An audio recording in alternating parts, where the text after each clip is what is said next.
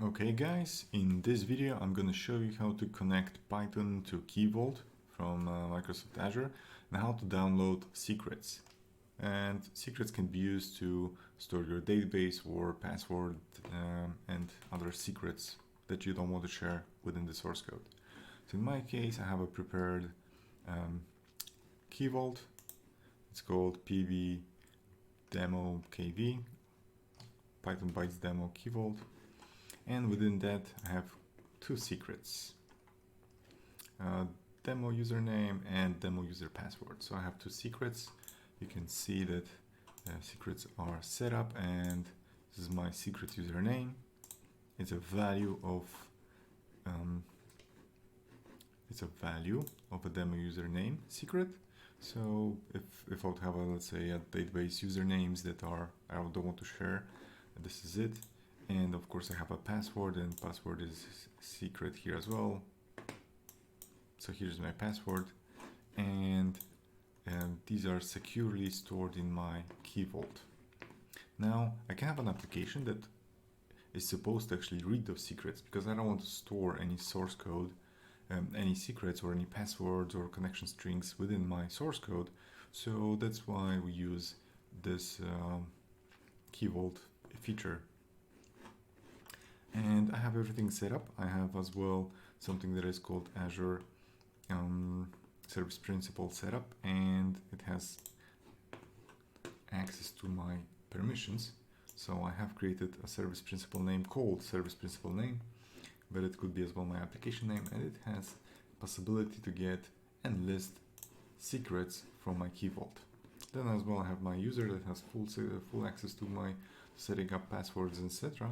And then this service principal name, which basically is an application identifier, can read these secrets and permissions. And now let's jump into the code. So let's say the proper way to do it is create a config file. So I'm gonna create a config.py. One of the things I would like to do is to ensure that I can get my environment variables. So from os import n. So I'm going to use environmental variables, and what I mean by that is like, let me show you. If you go to system properties and environmental variables, I have a couple of things set up here. I have my tenant ID, I have my Key Vault name, client secret, and client ID. So basically when I've created an application, so the service principal, here, the service principal is something that has an ID and it has its own password. So of course I should not share this, but after I'll record this, after I'm done with this video, I'll of course remove it, so there's nothing that is here.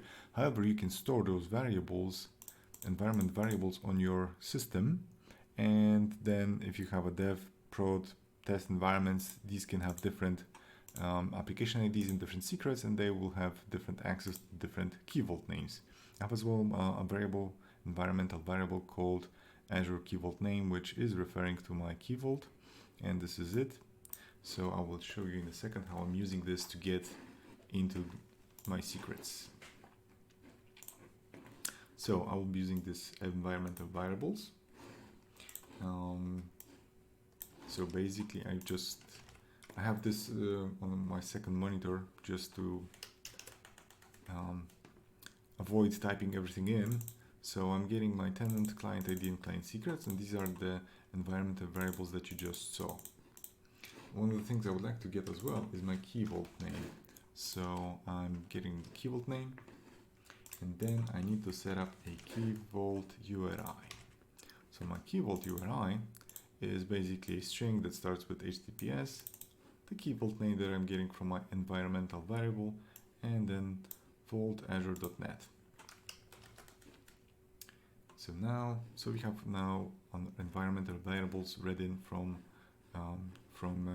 this operating system. Now, to actually get to get the secrets from the Key Vault, we need to first create identity. We need to identify ourselves using these tenant ID, client ID, and client secrets. So we do this from Azure identity, import client secret credential. Now with these credentials, we can authenticate with the Key Vault. So client secret credential, and it takes actually a couple interesting parameters. So tenant ID, it will be our tenant ID. Client ID, it will equal to client ID. And our client secret is equal to client secret. Good. So this is what we have. Now I used underscore in the credentials because I'm marking this that this is kind of a private variable and we should not use it outside of the config. Now, having these credentials, so client secret credentials, I can use it to create a secrets clients. So I need to as well import my secrets, Key Vault secrets client. So from Azure Key Vault secrets, import client secrets credentials. Sorry, no, secrets clients, sorry. And now, secrets client is secret client, and Vault URL, this is one of the parameters that we need to provide, and this is our Key Vault URI. And the second one is credential, and it's going to be equal to our credential.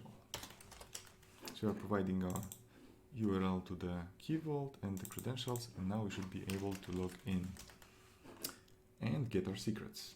So in our case, we want to get demo db username, and we want to get demo db password.